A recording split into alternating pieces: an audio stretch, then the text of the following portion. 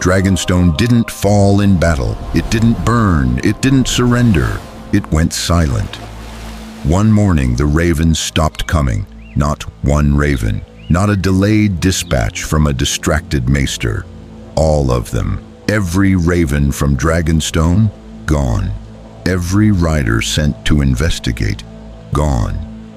Every ship that approached the island and turned back reported the same thing.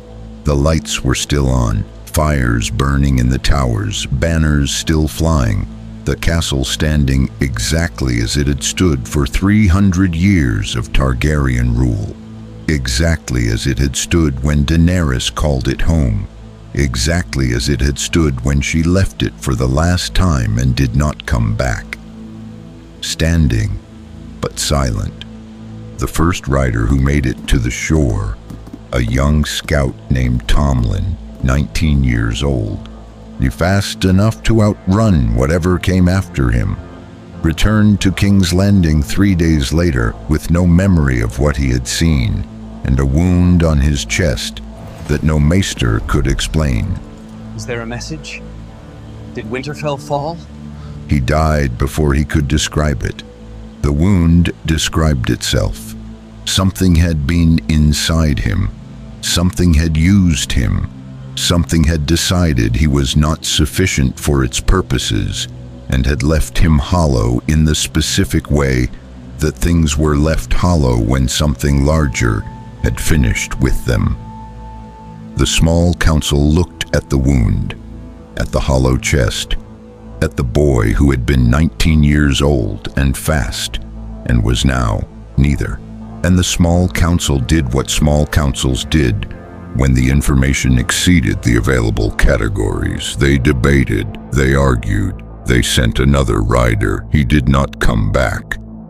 What they did not know, what no one in King's Landing knew, what no maester had recorded, what no raven had carried because the ravens were gone, was that 31 days before Tomlin died, something had fallen from the sky above the narrow sea and had landed on the volcanic rock of Dragonstone's eastern shore, with the specific impact of something that had been traveling for a very long time and had arrived precisely where it intended to arrive.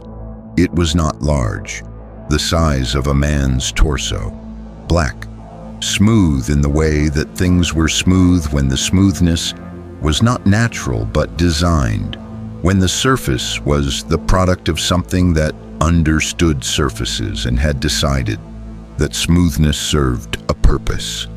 The fisherman who found it, Edric, 53 years old, who had been fishing the waters around Dragonstone since before Daenerys arrived and had stayed after she left because Dragonstone was his home, in the specific way that places were homes when you had been born in their shadow. Edric found it at dawn. He touched it. He brought it inside. He showed his wife. She touched it. 3 days later, the fisherman's wife stopped sleeping. A week later, she stopped eating. 2 weeks later, she stopped being his wife. She was still there, still in the house, still wearing her face. But the thing looking out from behind her eyes was not the woman who had mended his nets and argued about the price of fish and held his hand on the night their daughter was born. It was something that had her memories and her face and her voice, and none of her. The fisherman ran. He reached the castle. He told the garrison what he had seen. Lord Caden, commander of Dragonstone's garrison, sworn to maintain the castle in the name of the Iron Throne, listened to the fisherman's account with the specific expression of someone who had already heard this story, because the fisherman was not the first. He was the seventh. Lord Caden thanked the fisherman for his report. He gave him a room for the night. In the morning, the fisherman was gone, and something that wore the fisherman's face took his boat back to the eastern shore. This was 31 days ago, In 31 days, Dragonstone had changed.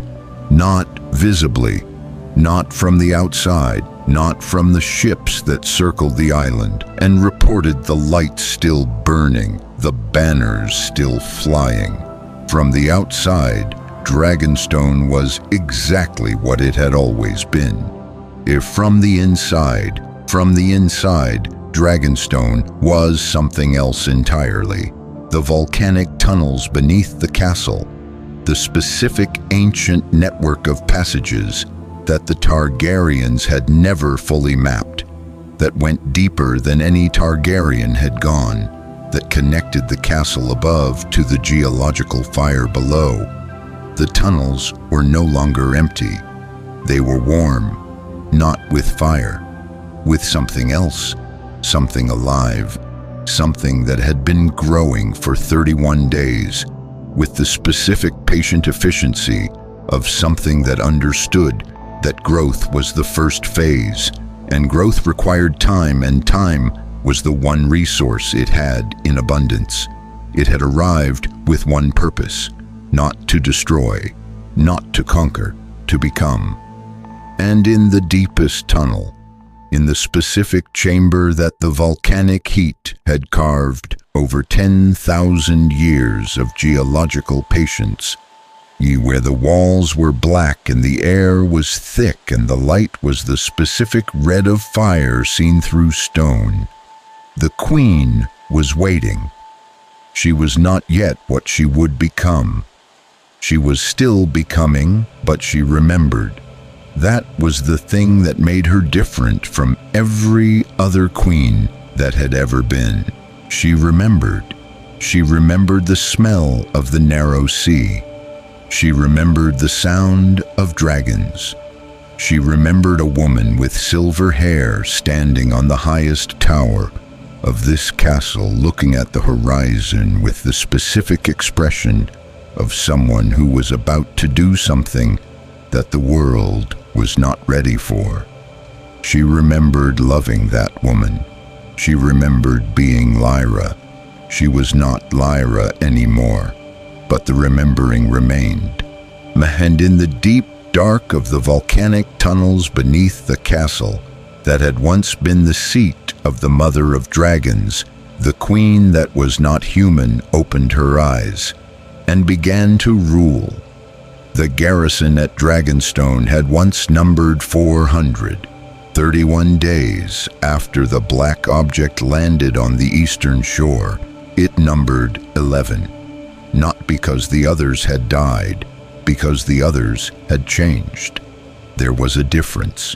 Sir Aldrich had spent the last 9 days learning that difference from the inside, from the specific experience of watching people he had known for years become something that wore the knowing like a costume. The eyes were always the last thing to go. The eyes stayed human for longer than everything else, which was the specific cruelty of it. You kept looking for the person because the eyes still looked like the person's eyes, and then one morning the eyes looked back at you, and the person was gone and something else was present in the specific space behind the eyes where the person had been. He had learned to check the eyes first. He checked them every morning. 11 sets of eyes, still human, still his. He held the roll in the great hall of Dragonstone at dawn, the specific dawn that came through the narrow windows of a castle built to receive light at precise angles by architects who understood that light in the right place at the right time was its own kind of power. The same dawn that had come through these windows for 300 years of Targaryen occupation, the same dawn that had come through them when Daenerys stood in this hall and made the decisions that changed the world. The hall felt her absence the way rooms felt the absence of the significant people who had occupied them. Not emptiness, the specific present tense weight of a person who was gone, but had left the shape of themselves in the space. Her portrait was still on the wall. Silver hair, purple eyes, the specific expression the painter had captured. Not the fierce expression, not the queen expression, the other one. The one she wore when she was simply a person looking at something she loved. Lyra had chosen that portrait.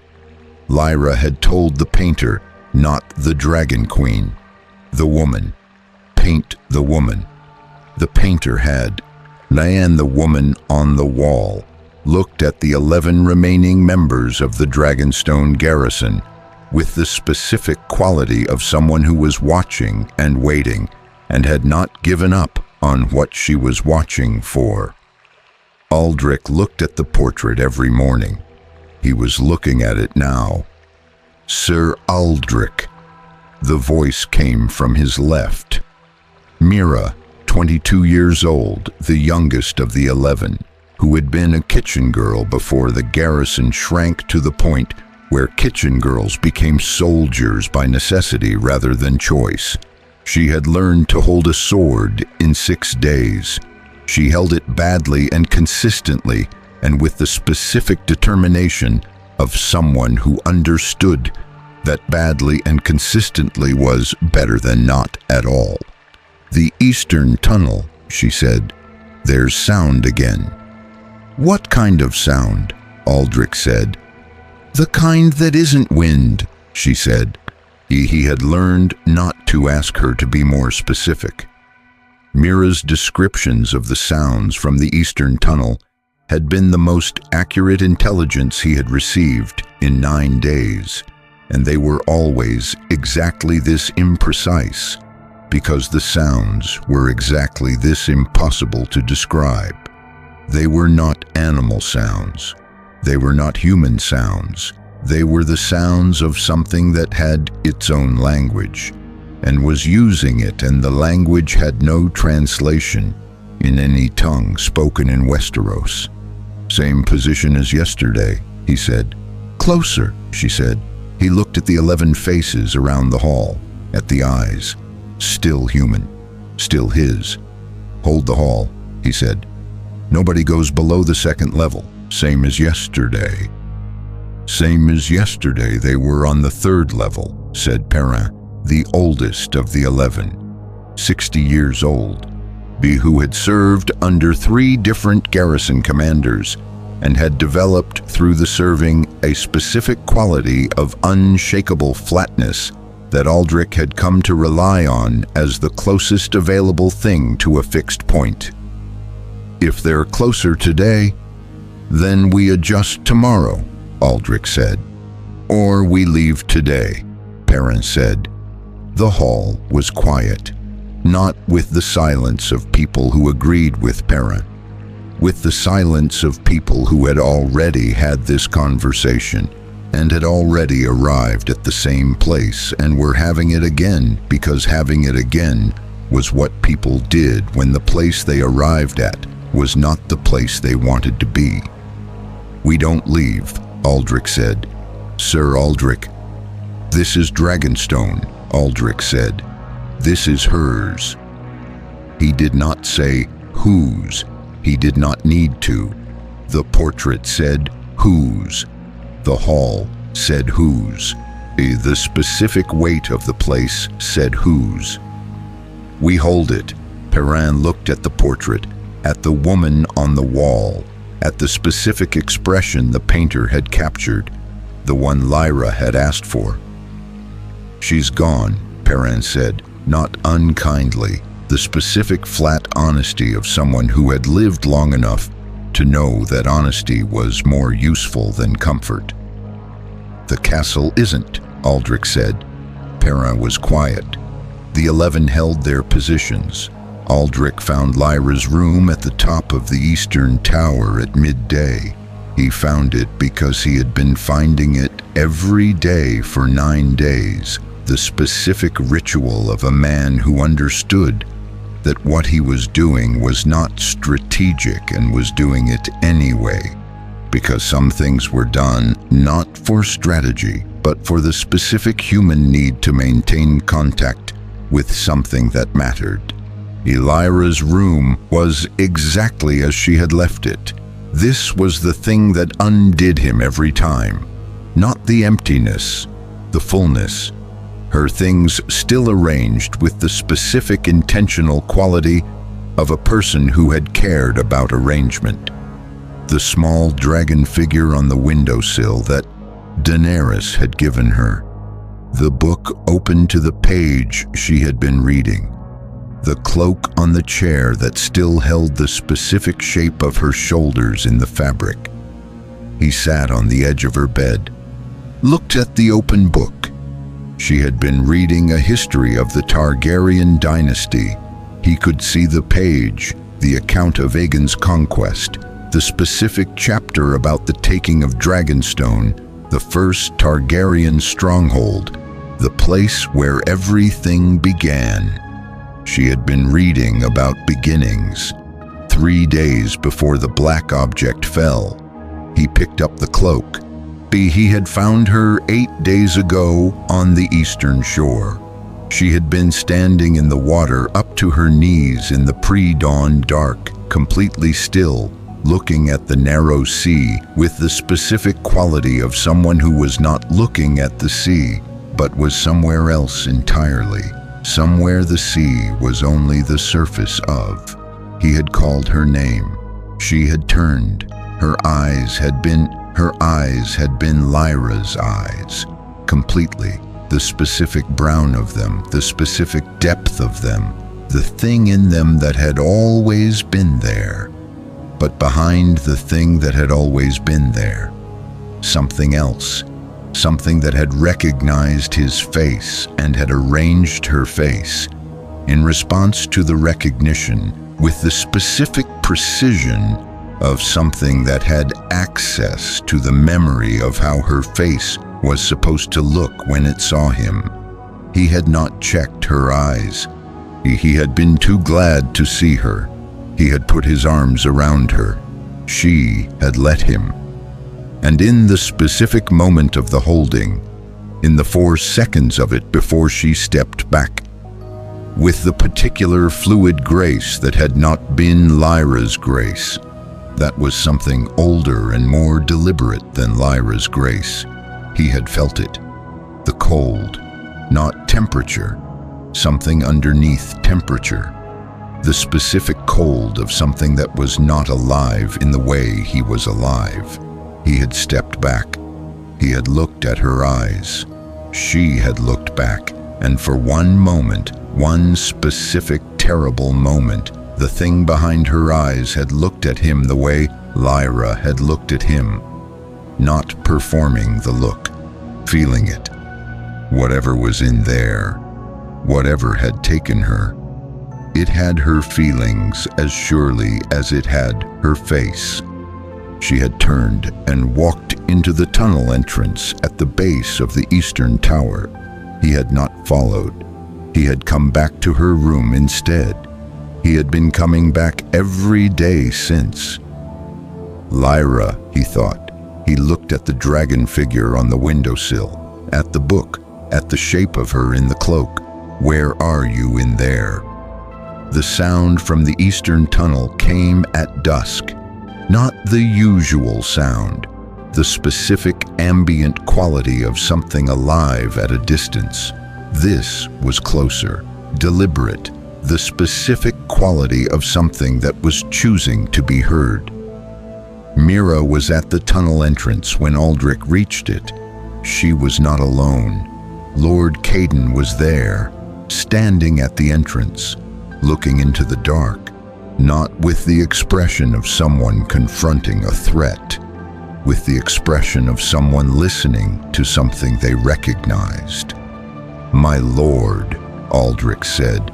Caden turned.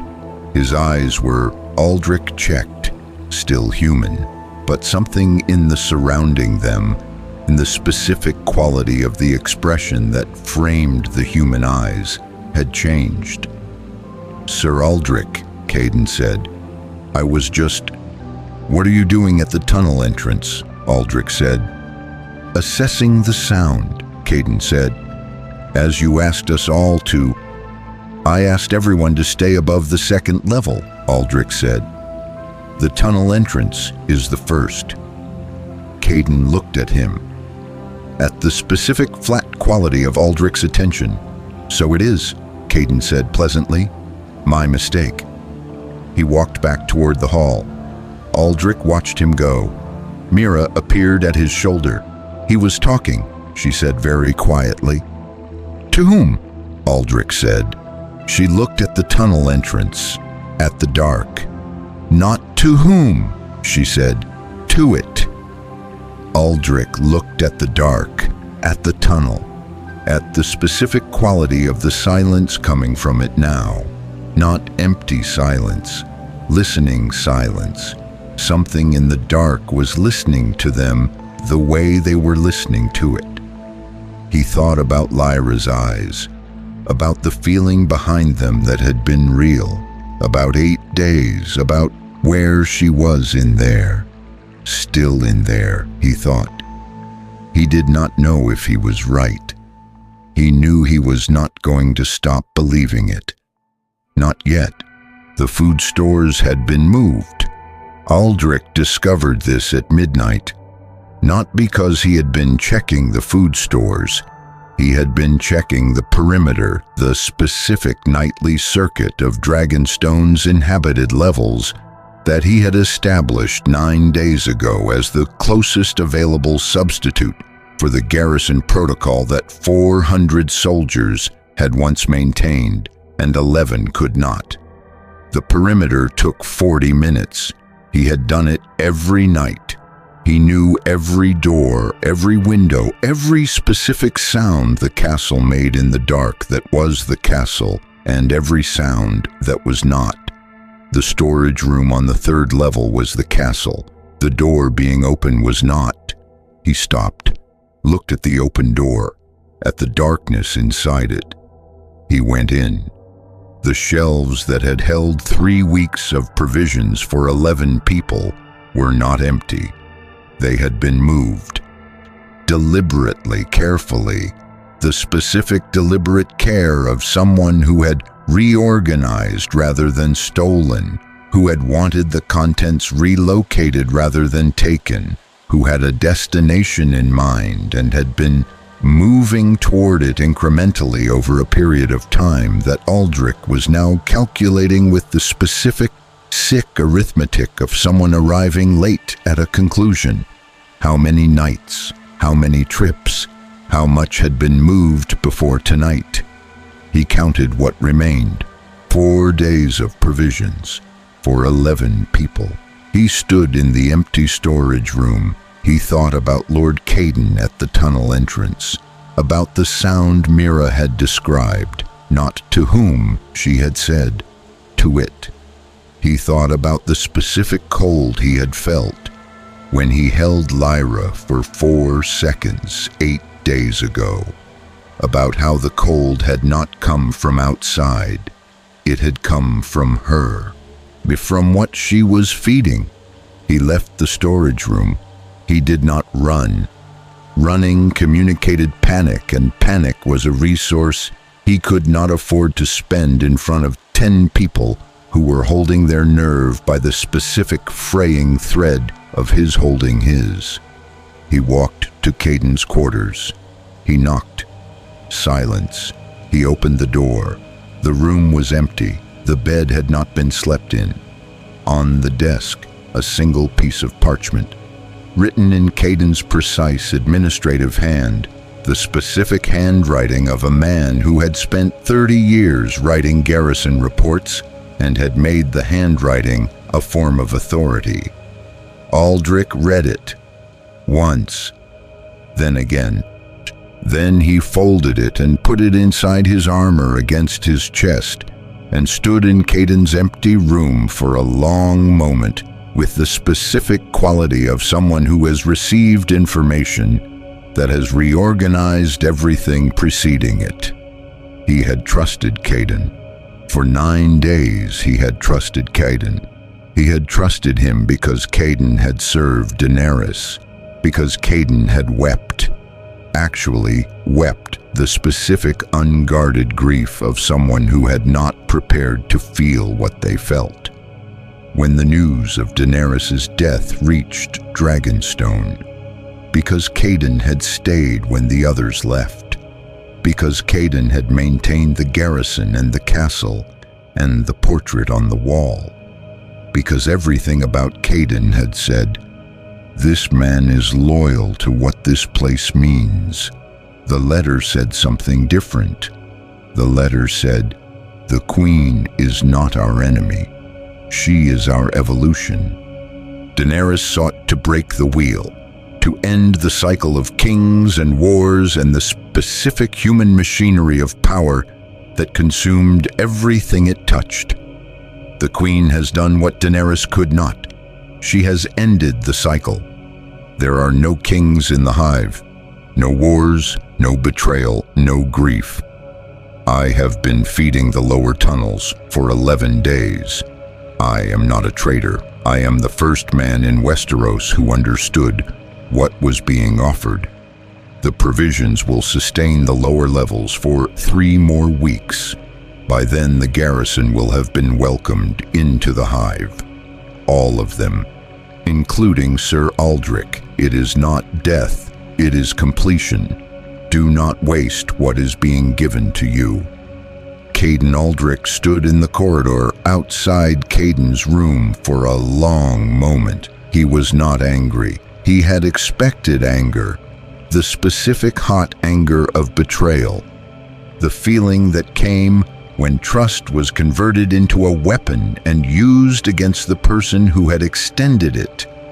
What he felt instead was colder than anger, more precise. The specific cold clarity of someone who had just had the geometry of the situation revealed to them and was now seeing it complete for the first time. 11 days. Caden had been feeding the lower tunnels for 11 days. The black object had fallen 31 days ago, which meant for 20 days before Caden began feeding them, the hive had been growing on its own, which meant the hive was not dependent on Caden's provisions. The provisions were not sustenance, they were an offering. Caden was not feeding the hive, he was worshipping it. He woke the remaining 10 at 100, and not with alarm, with the specific measured urgency of someone who needed people awake and functional, rather than awake and panicked. He gave them 30 seconds to orient. Then he told them about the storage room, about Caden's letter, about the 11 days. He read the letter aloud. He watched their faces receive it.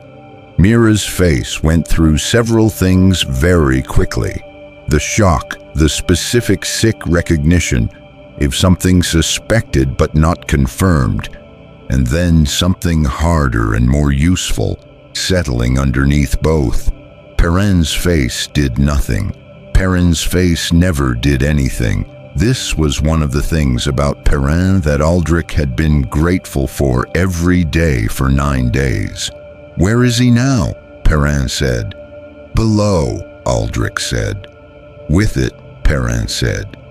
"Yes," Aldrich said. Perrin absorbed this with the flat efficiency of someone who had processed bad information in bad situations before and had developed a methodology for it. "Can he get back up?" Perrin said. The tunnel gates he has been accessing for 11 days, Perrin said. Aldrich was quiet. "Yes," he said, "he can get back up." "Then he is not below," Perrin said. "He is elsewhere in the castle, watching to see how we respond to the empty storage room." The 10 faces around the hall went still, the specific stillness of people who had just understood that the threat was not below them. It was among them, had been among them for 11 days. "Check your eyes," Aldrich said, not to himself, to the room, the instruction that had become the ritual, the morning check that he had just moved to 0-100. because the morning was no longer sufficient. Everyone turned to the person beside them. The specific mutual assessment of 10 people, checking each other for the thing that turned human eyes into something that was not human. 10 sets of eyes, still human, still his. He breathed. "We moved to the upper levels," he said. "All of us, together. Nobody goes anywhere alone. The upper levels have one access point, and it is defensible." "For how long?" Mira said. "Long enough," Aldrich said. "Long enough for what?" she said. He looked at her. At the specific quality of the question, not defeatism, genuine strategy. She was asking because she needed the answer to calibrate her endurance. She was asking because she was 22 years old and had picked up a sword 6 days ago and had not put it down since and deserved to know what she was holding it for. "Long enough for King's Landing to send someone," he said. "And if they don't?" she said. He looked at the portrait, at Daenerys on the wall, at the specific expression the painter had captured, the woman looking at something she loved with the full weight of someone who had not yet lost it. "Then we hold anyway," he said, "because that is what we do." They found Caden's tracks at 0200, not below, above, the specific trail of someone who had come up from the lower levels through the passage behind the kitchens, the passage that Aldrich had not known existed, that had been on none of the garrison maps, that Caden had apparently known about and had apparently been using and had apparently told no one about for 31 days. The tracks went to the eastern tower, to the base of the stairs that led to Lyra's room. Aldrich stood at the base of the stairs, looked up, at the dark above, at the door at the top that he had been climbing every day for 9 days, to sit with the shape of her in a cloak. He climbed, slowly, the specific controlled pace of someone who was managing what they were going to find at the top by managing the rate at which they arrived at it. He reached the door. It was open. He went in. Lyra's room was exactly as it had always been, except Caden was there, standing at the window, looking at the narrow sea, with the specific posture of someone who had been standing there for a long time. He turned when Aldrich entered. His eyes, Aldrich checked, not human, not anymore. The eyes that looked at him from Caden's face were not the eyes of the man who had wept for Daenerys. They were the eyes of something that had Caden's memories and was using them.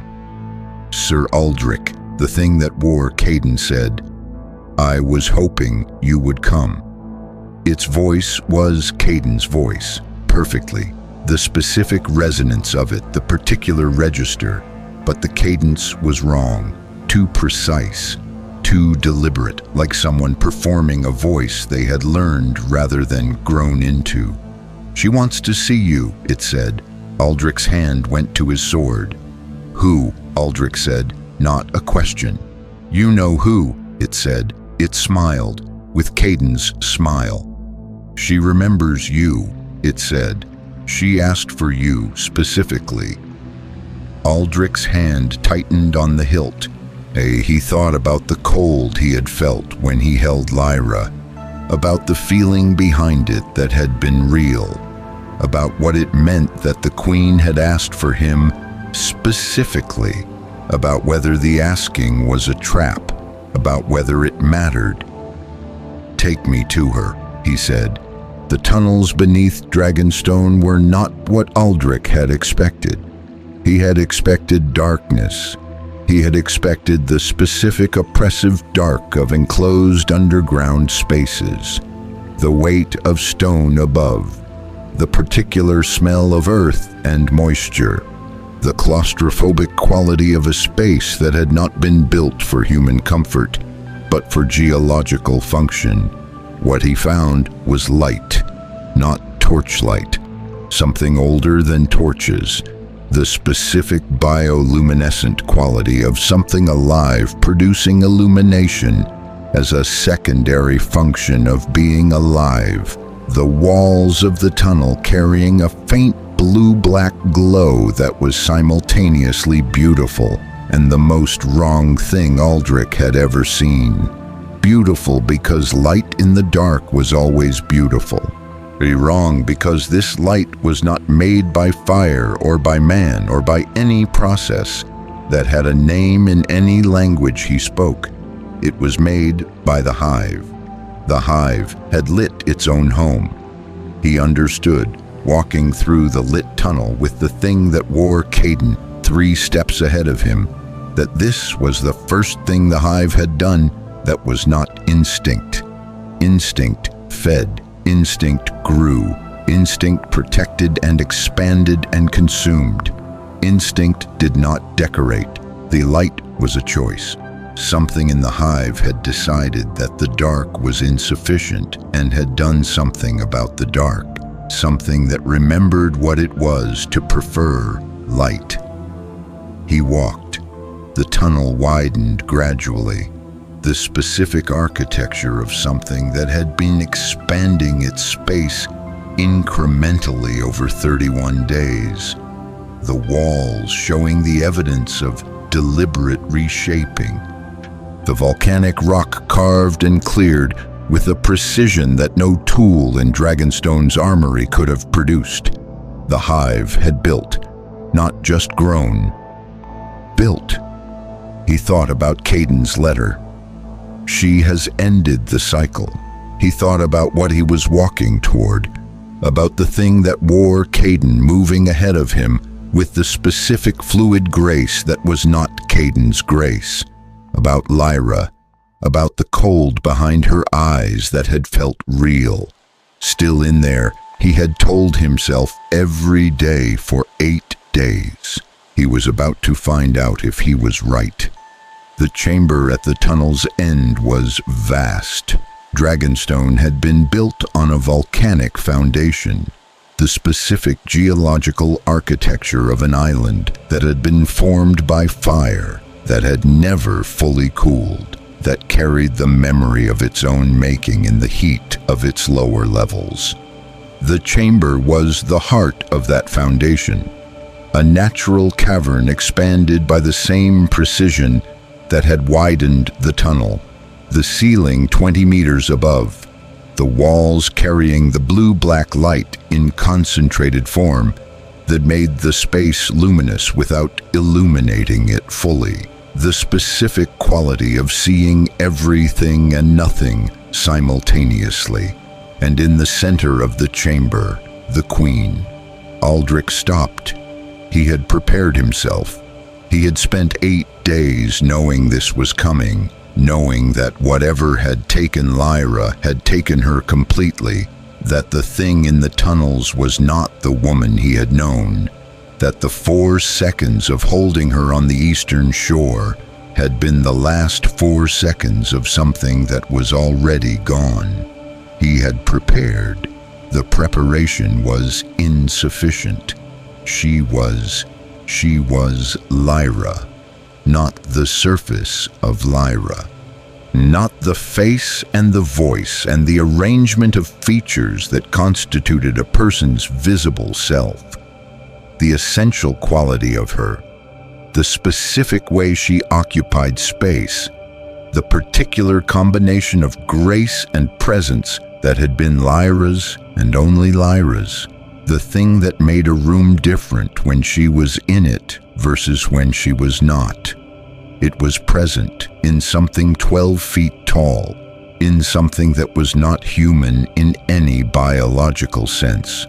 The elongated form, the specific architecture of a body that had been built for purposes that human bodies were not built for, the carapace that caught the bioluminescent light and scattered it in the specific way that Lyra's hair had caught torchlight in the great hall. The Queen looked at him. with the specific quality of looking that had been Lyra's, not performed, not mimicked, real. He understood then what no one in King's Landing understood, what no Meister had theorized, what the small council's debate had not produced. The hive had not consumed Lyra. It had built around her. She was still inside it. Somewhere in the specific architecture of what the Queen had become, Lyra was present, not in control, not in command, not capable of stopping what the Queen was, but present in the way that a person was present in the thing they had built, visible in it, expressed through it. The Queen opened her mouth. What came out was not human language, but underneath it, carried inside it the way music carried emotion that the notes alone could not contain, was a word, his name, Aldrich. Not performed, not mimicked. Called. He stood in the chamber and felt the specific thing he had promised himself he would not feel. The thing that was worse than fear, worse than grief, worse than the specific horror of encountering something that should not exist. Hope. The terrible, specific hope of a man who had told himself every day for 8 days that she was still in there and was now in the specific blue-black light of a chamber that the hive had built and lit and made into something that was not beautiful and was undeniably beautiful, being proven right. Lyra, he said, the Queen was still. The stillness of something enormous holding itself with the specific deliberate care of something that understood that stillness communicated things that movement could not. She raised one hand, not toward him, toward the wall. He looked. On the wall of the chamber, carved into the volcanic rock with the same precision that had widened the tunnel and reshaped the cavern, was a dragon.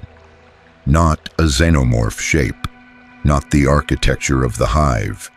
A Targaryen dragon, 3-headed, the specific sigil of the house whose castle this had been, carved by the Queen, with her own hands, into the wall of the chamber that was her throne room. He looked at the dragon on the wall, at the Queen, at what it meant. She remembers, he thought, not just him, everything. He stood in the chamber for 11 minutes. He counted them, not because the counting was strategic, but because the counting was the only thing he could do with the part of his mind that was not fully occupied by what he was looking at. The part that was still running the garrison, still managing the 11, still doing the job. The rest of him was entirely in the chamber, in the specific quality of the Queen's attention. She did not move toward him. She did not threaten. She did not perform the specific threat display that every account of xenomorph behavior he had received from the survivors of the Eastern Shore had described. The aggression, the speed, the particular violence of something that encountered living things and converted them. She stood. She looked at him. She said his name twice more with the word inside the sound, and she showed him things, not with language, with the specific communication of something that had moved beyond language into something more direct. The bioluminescent light in the walls shifted in response to her attention, the patterns in it changing, forming shapes that were not random. She showed him the black object falling, the Eastern Shore, Edric the fisherman and his wife, the garrison changing one by one, herself, her becoming, the specific process of Lyra's body and Lyra's mind being consumed and rebuilt and expanded into what stood before him now.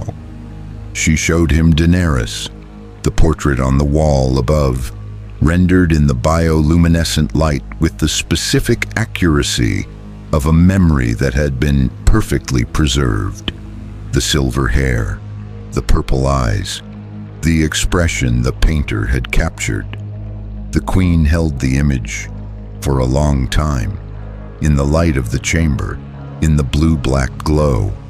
She held Daenerys's image the way a person held a grief, not letting it go, not putting it down, simply holding it because putting it down was not yet possible. Aldrich looked at the image of Daenerys in the hive's light, at the queen holding it, at the love inside the monster, at the monster built around the love. She wants to show me, he thought. She needs me to understand. I understand, he said quietly. The image faded. The queen looked at him. Then she showed him one more thing, the narrow sea. And beyond the narrow sea, something moving through it.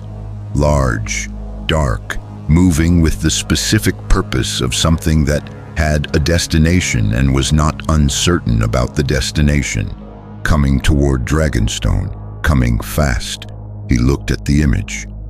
"What is that?" he said. The queen's face, the elongated architecture of her, the carapace, the 12 feet of what she had become, showed him the specific expression that Lyra had shown him once before. On the night she had told him about Daenerys, about what it had meant to serve her, about what it had cost. The expression of someone who was afraid, the queen of the hive, the thing that had consumed 400 soldiers and remade Dragonstone in 31 days, was afraid of what was coming across the narrow sea. "What is it?" he said again. She showed him the image again, larger, closer, and in the image, visible now in the specific quality of the bioluminescent rendering, a shape that was not a ship and was not a creature, and was not anything that had a name in any language spoken in Westeros. Something older than the hive. Something that had been hunting the hive across distances he had no way to measure, not to save humanity, not to protect Dragonstone, for a reason that the queen's showing communicated with the specific clarity of a warning. It wants to be the only queen. Aldrich stood in the chamber, in the blue-black light, Ming in the 11 minutes becoming 12. He thought about 10 people in the upper levels of the castle above him. About Mira with her sword she held badly. About Perrin's face that did nothing. About the thing that wore Caden somewhere in the castle above. He thought about Lyra inside the queen. About the love that the hive had not been able to consume. About what it meant that the queen had shown him this. She needs me, he thought. The specific impossible thought, the thought that changed every calculation. She needs me.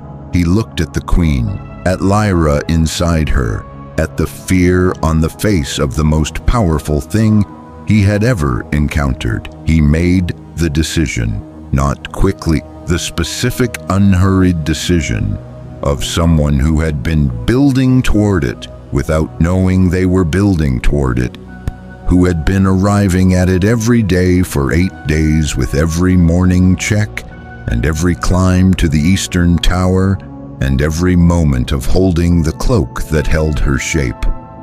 "I'll help you," he said. The chamber was completely still.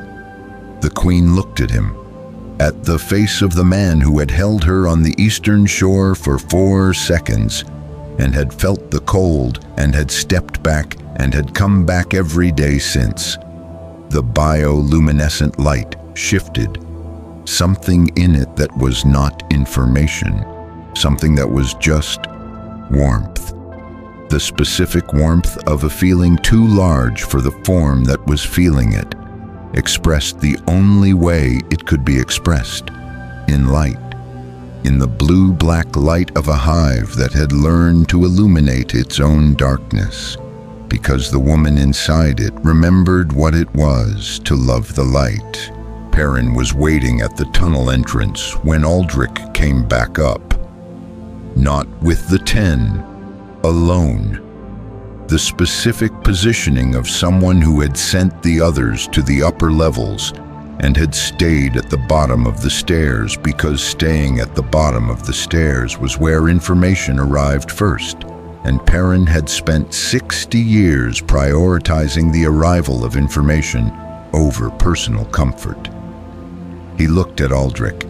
Aldrich looked at him. "How long?" Perrin said. 40 minutes, Aldrich said. "You went all the way down," Perrin said. "Yes," Aldrich said. "And came back," Perrin said. "Yes," Aldrich said. Perrin's face did the thing it never did. It showed something, not relief, the specific quality of something more complicated than relief. The particular expression of someone who had calculated the probability of Aldrich returning from the lower tunnels and had arrived at a number that was not encouraging and was now recalibrating the number against the evidence of Aldrich standing in front of him. "Tell me," Perrin said. Aldrich told him. Not everything, not the specific emotional architecture of standing in the chamber, not what it had felt like to hear his name in the Queen's voice, not the warmth in the bioluminescent light at the end. Those things were his.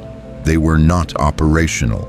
He gave Perrin the operational version, the chamber, its size, the carved dragon on the wall, the Queen's intelligence, the showing of the images, the specific communication beyond language, the thing coming across the narrow sea. Perrin listened. When Aldrich finished, Perrin was quiet for a long moment. "She showed you?" Perrin said. "The thing coming?" "Yes," Aldrich said. "And she was afraid of it," Perrin said. "Yes," Aldrich said. "The Queen of the Hive," Perrin said. "That has consumed 400 soldiers and remade the most defensible castle in Westeros in 31 days, afraid." "Yes," Aldrich said. Perrin absorbed this. "Then," he said, "we should be considerably more afraid." "Yes," Aldrich said, "we should." "What does she want from you?" Perrin said. Aldrich was quiet for a moment. "I don't know yet," he said, "but she showed me for a reason." "The reason being that she needs something only you can provide," Perrin said. "Yes," Aldrich said. "Which means," Perrin said, "that we have leverage." Aldrich looked at him, at the 60 years, at the flat face that showed nothing and contained everything. "Yes," Aldrich said, "we have leverage." He told the 10 at 0400, the upper level of Dragonstone's main tower, the room that had been Daenerys's war room, the room with the map table, the specific enormous map of Westeros carved into the table's surface in the specific deliberate way of someone who had looked at the map every day and had wanted the looking to be tactile as well as visual. The map was still there. The 10 sat around it. Aldrich stood at its head. He told them about the chamber, about the Queen's intelligence, about the thing coming across the narrow sea. He did not tell them about the warmth in the light. He told them about the leverage. Mira was the first to speak. "You're suggesting," she said, with the specific careful quality of someone who wanted to understand the suggestion completely before they responded to it, "that we negotiate with the Hive." "I'm suggesting," Aldrich said, "that the Hive has communicated with me, that the communication was not hostile, that the thing coming across the narrow sea represents a threat to everyone currently in this castle, including the Hive, and that the Hive knows this and came to me because of Lyra," Mira said. The room was quiet, not with the silence of people who were surprised, with the silence of people who had known this was the center of it and had been waiting for it to be said. "Yes," Aldrich said, "because of Lyra." "Lyra is gone," said a soldier named Bran, the third oldest of the 11, a man who had served in 3 separate campaigns before Dragonstone and who had developed through the serving a specific quality of blunt operational assessment that was valuable and occasionally exhausting. "Whatever is in the tunnels is not Lyra. It is wearing her the way Caden's thing is wearing Caden." "It is not the same," Aldrich said. "It is exactly the same," Bran said. "Caden's thing," Aldrich said, "does not carve Targaryen sigils into volcanic rock. Caden's thing does not show images of Daenerys in bioluminescent light. Caden's thing does not—" He stopped. He looked at the map table, at Westeros carved into it, at Dragonstone marked on its eastern coast. "Caden chose to go to the Hive," Aldrich said. "Lyra did not choose. She was taken, and something of her survived the taking." "Something," Bran said. "No, enough to weaponize your feelings for her." The room was quiet again. Aldrich looked at Bran, at the specific quality of the assessment, not unkind, not hostile, the flat operational assessment of someone who had lived long enough to know that feelings in a tactical situation were the specific vector through which tactical situations became disasters. "Yes," Aldrich said, "that is possible." Then Bran started. "It is also possible," Aldrich said, "that what survived in the Queen is the same thing that built the Hive around a carved dragon, the same thing that held an image of Daenerys in the light for 60 seconds without letting it go." He paused. "Loyalty. The specific loyalty of a person who served Daenerys and loved her, and cannot stop serving and loving even inside the thing that consumed her." He looked at the room. "If that loyalty is real," he said, "then we have something to work with." "And if it isn't," Mira said. "Then," Aldrich said, "we are 10 soldiers in the upper level of a castle that a Hive has occupied for 31 days, and we have 4 days of provisions, and something worse than the Hive coming across the narrow sea." He paused. "The options are not good ones," he said. "They are the available ones. We work with the available ones." Caden's thing found them at 0600, not aggressively. The specific non-aggressive approach of something that had been sent with a message, and was delivering the message with the particular careful quality of something that understood the message, needed to be received rather than defended against. It came to the war room door, knocked. The specific domestic normalcy of knocking. Mira at the door.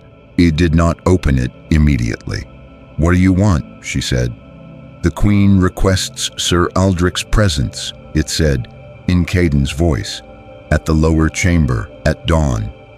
"The Queen can wait," Mira said. "Mira," Aldrich said. "She can," Mira said. "She waited 31 days to be a problem. She can wait 1 more hour." Aldrich almost smiled. Did not. "Tell her I will come at dawn," he said. A pause from the other side of the door. "She also requests," Caden's thing said, "that you bring the others." The room was very still. "All of them?" Aldrich said. "She wants to show you something," Caden's thing said. "She wants all of you to see it." "Why?" Aldrich said. A long pause. "She says," Caden's thing said, and the cadence of Caden's voice changed in a way that was not Caden's cadence, That was the specific cadence of something being transmitted through Caden's voice rather than produced by it. The cadence of the Queen speaking through the instrument of the man she had consumed. She says, "Because what is coming will not distinguish between us." The room absorbed this. Perrin looked at Aldrich, at the map table, at Westeros, at Dragonstone on its eastern coast. "The enemy of my enemy," Perrin said quietly. "Is still my enemy," Bran said. "Is still," Aldrich said, "the only ally available." They went down at dawn, all 10, moving through the lit tunnel in the blue-black light with the specific quality of people who had made a decision they were not entirely certain about, and were executing it with the complete commitment that decisions required once made, because half commitment was worse than no commitment. Mira was at Aldrich's left shoulder, her sword drawn, badly held, consistent. "If this is a trap," she said quietly, walking. "It might be," Aldrich said. "Then why?" "Because she called me by name," Aldrich said. "Because she held Daenerys's image for 60 seconds. Because she carved a 3-headed dragon into volcanic rock." He paused. "Because Lyra would have done all of those things." Mira was quiet. "You loved her," she said. Not a question. "Yes," Aldrich said. "Before or after the hive," she said. He looked at her. At 22 years old, at the badly held sword, at the specific quality of someone who was afraid and was walking forward anyway, because walking forward was what the situation required, and she had decided to be equal to what the situation required. "Before," he said. "Always before." She nodded. They walked. The chamber opened ahead of them. The bioluminescent light, the vast space, the carved dragon on the wall, the Queen standing at the chamber's center, and on the chamber's opposite wall what she had brought them to see, a map, not carved with precision, the specific urgent quality of something drawn quickly, with the particular accuracy of something that had access to perfect memory, a map of the narrow sea, and on the narrow sea, moving toward Dragonstone, not one shape, 3, moving in formation, moving with the specific coordinated purpose of something that hunted in groups, moving fast. Mira looked at the map, at the 3 shapes, at the Queen. "What are they?" she said. The Queen looked at Mira. The first time she had looked directly at any of the 10. The bioluminescent light shifted. The image of Daenerys appeared briefly on the wall, then disappeared, replaced by the 3 shapes. The message was not language. It did not need to be. "Whatever I am to you," it said. "Those are worse." The chamber was completely silent. The 10 stood in the blue-black light of the hive's heart. In the Queen's presence, in the specific terrible clarity of a situation that had just become more terrible, and in the silence, in the specific held quality of 10 human beings standing in the presence of the thing that had consumed their world and was now asking them to stand with it against something worse. Perrin spoke. "Well," he said, his flat voice in the blue-black chamber, "the 60 years of it. We've held the line against one impossible thing for 9 days." He looked at the map, at the 3 shapes on the narrow sea, at the Queen. "No, so we hold it against 4? He looked at Aldrich. "Tell her yes." The alliance lasted 6 hours before Bran tried to end it. Not with violence, with the specific calculated action of someone who had decided that the alliance was a trap and had determined that the trap needed to be sprung before it closed around all of them. Bran was not a stupid man. He was a man who had survived 3 campaigns through the specific methodology of identifying the worst possible outcome of any situation and working backward from it. And the worst possible outcome of the current situation was 10 human beings standing in a hive's heart, negotiating with the thing that had consumed 400 of their colleagues, while something came across the narrow sea. At 900, Bran disappeared from the upper level. Mira noticed first. She told Aldrich. Aldrich found him at the tunnel entrance to the lower levels, with fire. The 2 torches and the specific quantity of oil from the kitchens that a man who had been calculating the worst possible outcome all night would identify as sufficient to do what Bran intended to do. Bran, Aldrich said. Bran turned. He had the expression of someone who had made a decision and had anticipated the interruption of the decision and had prepared for it. "Step aside, Sir Aldrich," he said. "Put the torches down," Aldrich said. "The tunnels are volcanic," Bran said. "The bioluminescence, whatever it is organic. Organic burns." He paused. "If we collapse the lower levels and burn what's in them, while the 3 things on the narrow sea are still approaching, we deal with the known threat before the unknown one arrives." "We do not know that fire works on the hive," Aldrich said. "We do not know that it doesn't," Bran said. "And we do not have enough information about what is coming across the water to know that the hive is preferable to it. The Queen showed us what she wanted us to see," Bran said. "She is intelligent, Sir Aldrich. You said it yourself. She strategizes like a ruler.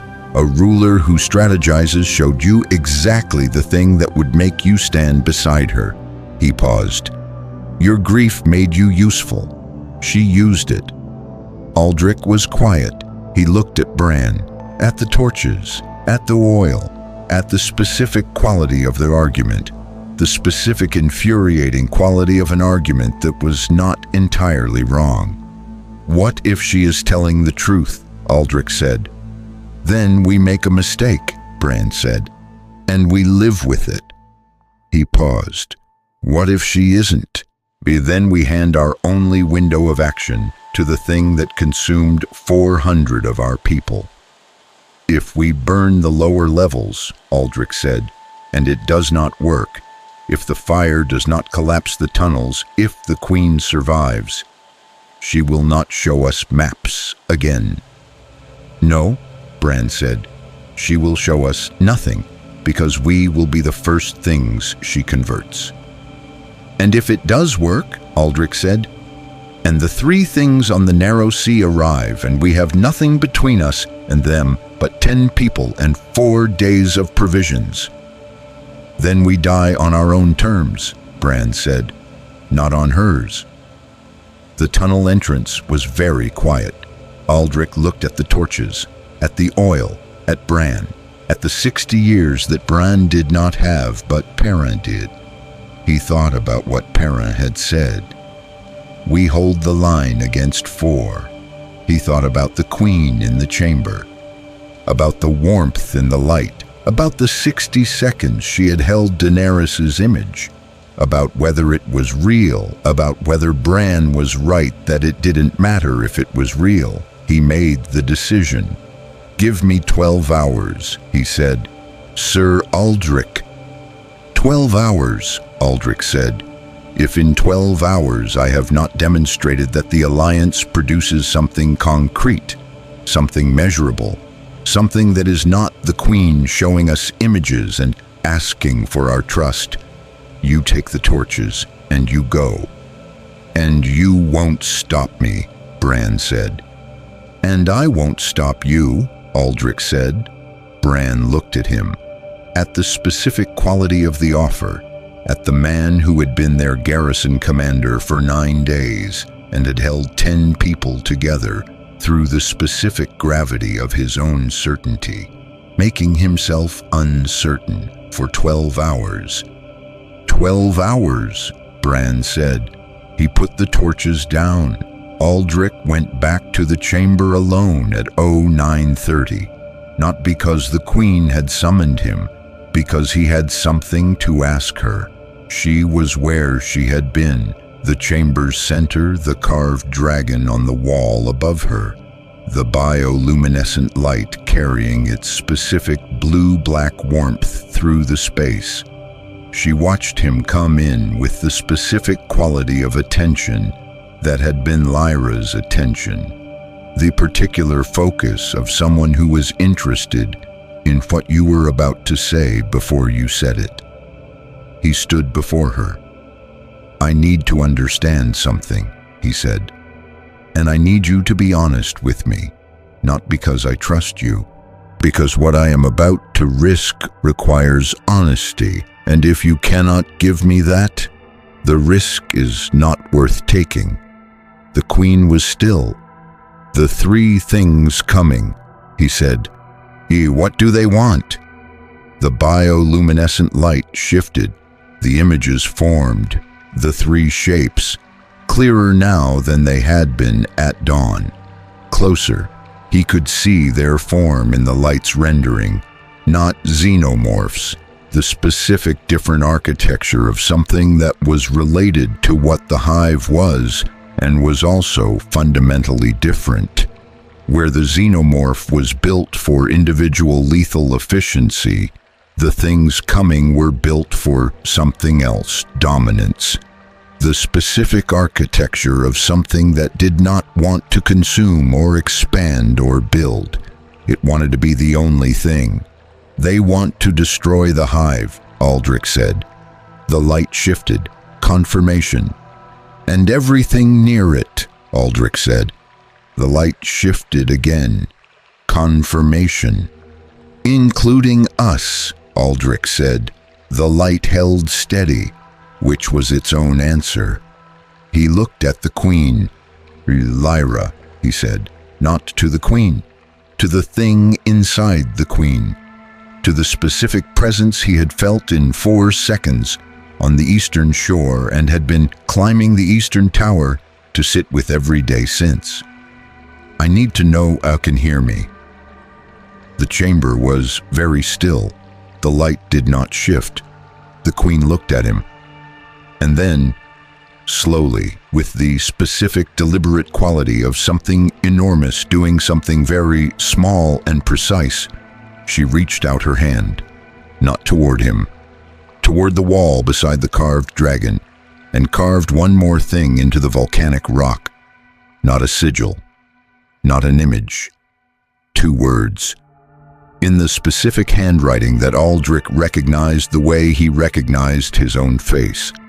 The particular shape of the letters.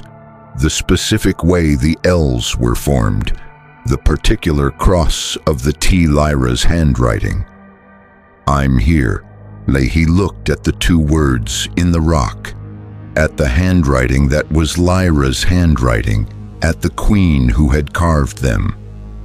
He did not weep. He was not a man who wept. He made a sound that was not weeping and was the specific sound of a man who had been right about something for 8 days and had not known how much the being right mattered until the confirmation arrived. "I know," he said. "I know you're here." He straightened. "Here is what I need," he said. "Concrete proof for the others. Not images, not carvings." He paused.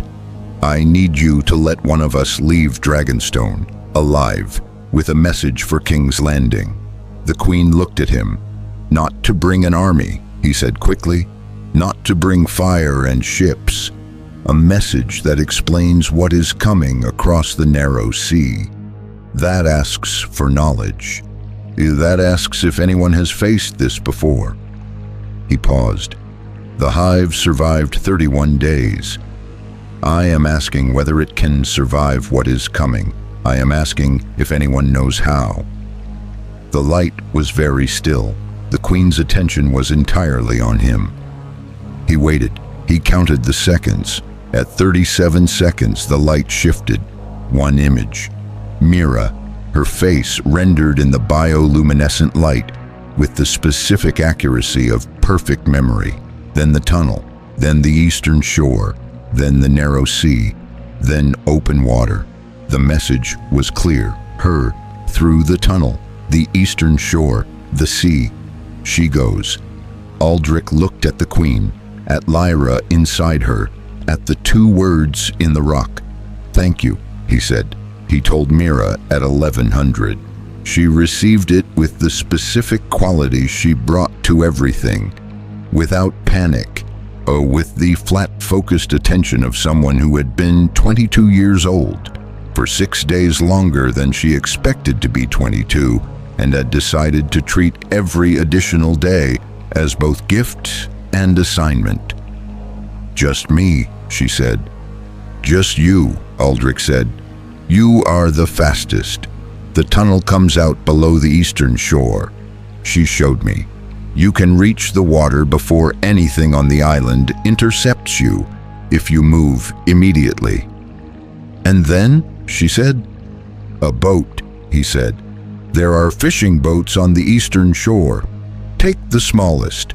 The current runs northeast toward the port at Driftmark. From Driftmark you can reach King's Landing in 2 days." "What do I tell them?" she said. He gave her the message. Not written. She had no parchment and no time. He gave it to her the way he gave everything important in the last 9 days. Verbally, precisely, with the specific economy of someone who had learned to compress information into its essential components. What is coming across the narrow sea? What the queen showed them, what was needed. She listened. When he finished, she looked at him. "You're staying," she said. "Yes," he said. "Why?" she said. He looked at the tunnel entrance, at the carved words in the rock below. "I'm here. Because someone has to hold the line," he said. "And because he stopped. "Because I am not finished here." Mira looked at him, at the specific quality of a man who had made a decision that was going to cost him and had made it anyway. She put her badly held sword in her scabbard. She put her hand on his arm briefly. The specific economy of 22 years of someone who had not yet learned to be indirect with the things that mattered. "I'll come back," she said. "I know," he said. She went. He watched her go into the tunnel. He stood at the entrance for a long moment. Then he turned and walked back toward the upper level, toward Piran and Bran and the 8 remaining, toward the 12 hours, toward whatever came after the 12 hours. Outside, the narrow sea was carrying something toward Dragonstone. 3 somethings, moving faster than the morning before. And in the chamber below, the queen held the image of Daenerys in the bioluminescent light, just for a moment, just for herself. Then she let it go and began preparing for what was coming. The eastern tower at dusk. Aldrich climbed it alone. The ritual, the room, the cloak on the chair that held her shape in the fabric. He sat on the edge of the bed. He looked at the open book, the history of the Targaryen dynasty, open to the account of Aegon's conquest. Beginnings. She had been reading about beginnings. He looked at the dragon figure on the windowsill, at the narrow sea through the narrow window, at the specific quality of the dusk light on the water, the particular color of the sea when the sun was going down, the color that had no name in any language, but that anyone who had ever stood at a window above the narrow sea at dusk would recognize. Lyra had loved this window, had stood at it every evening, had told him once that this was the view Daenerys had loved most at Dragonstone. Not the dragon throne room, not the war room with its carved map. This window, this view, this specific color of the water at dusk. She used to stand here, Lyra had said, and she would look at the water and she would say, "That is where it all came from. Everything I am came across that water." He looked at the water, at the specific color of it, at what was in it. The three shapes were visible now, not as images in bioluminescent light, as shapes on the actual water, the narrow sea carrying them toward Dragonstone with the specific indifferent efficiency of water, doing what water did, moving things from one place to another without judgment or preference, without knowing what it was moving or what it would mean when the moving was complete. He looked at the shapes, at what they were coming to do. He looked at the room around him, at everything Lyra had left in it, at the two words carved in volcanic rock in the chamber below. "I'm here." He stood. He picked up the cloak. He held it for a long moment. The shape of her in the fabric, the specific weight of something that had been worn by a person and carried the ghost of that wearing. He put it down. He looked at the narrow sea one final time, at the three shapes, getting closer. "I know you're here," he thought. "Hold on." He turned, walked out of the room, back toward the others, back toward the line. Behind him, through the narrow window, the dusk light continued its specific color on the narrow sea. Beautiful, indifferent, carrying what it carried toward what it was coming for.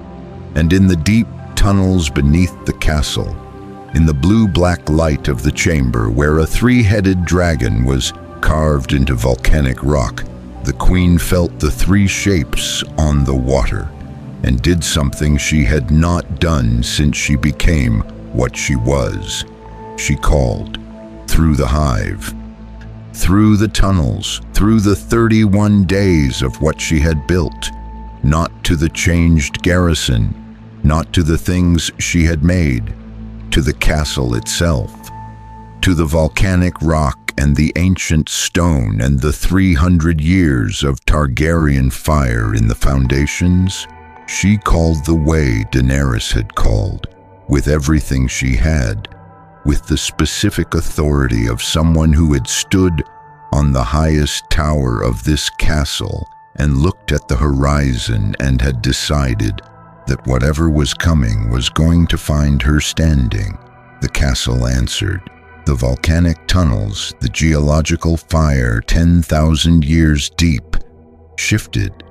Something beneath the hive, something older than the hive, something that Dragonstone had been sitting on for 300 years of Targaryen occupation without anyone knowing it was there, woke up. And in the upper levels, in the war room with the carved map, Aldrich felt the floor shudder beneath his feet. He looked down at the specific vibration of volcanic stone doing something it had not done in a very long time. He looked at Perrin. Perrin looked at the floor, at the vibration, at the specific quality of it. "What is that?" Bran said. Aldrich looked at the floor, at the tunnel entrance, at the chamber below, at the queen in it. "She's not waiting for them to arrive," he said slowly. He looked at the others, at the 9 faces around the carved map. "She's preparing," he said. The floor shuddered again, stronger, something deep beneath Dragonstone, old, waking, and on the narrow sea, the 3 shapes felt it too. They did not slow, they accelerated.